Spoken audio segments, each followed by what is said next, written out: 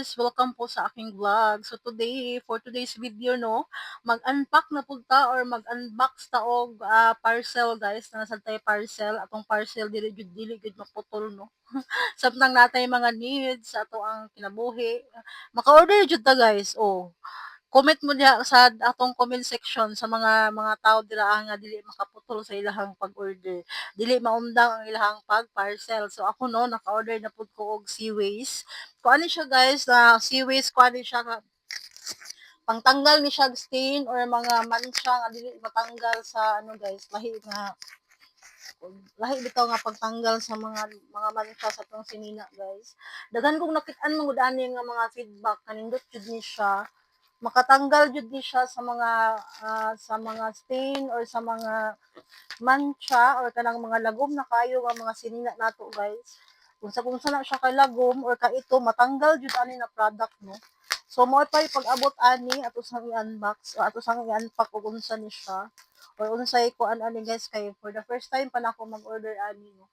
So bani ko guys atong tan-awon kung unsa ning Seaways na curious ra ko ani nga product kay bisag unsa ka lagom or ka mansahon sa usa sinina matanggal jud ani.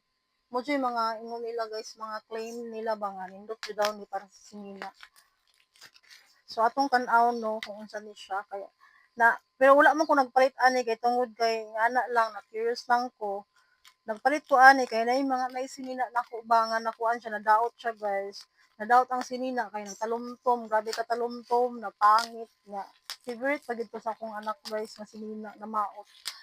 Nakalimtan man gud nako. Nabasa na siya ba tapos wala yun ako nalabhan. So nakapalit na lang jud ko ani napugos kog palit kay sayang. May na lang no katong nga sinina magwapa siya balik, gwapa ra ba tong sinina. So nagpalitan jud nako ani no para mabalik ang iyang kagwapa. So mao ni siya ang Seaways. Mao ni siya guys. Dako pud baya siya nya puno siya. Powder day siya no. Abi na kog kuan siya, abi na kog ganang liquid. Powder day siya guys kaning Seaways. Powder siya, Seaways laundry stain remover na siya guys. Abi na kog kuan ni siya liquid. Powder man day siya oh, powder.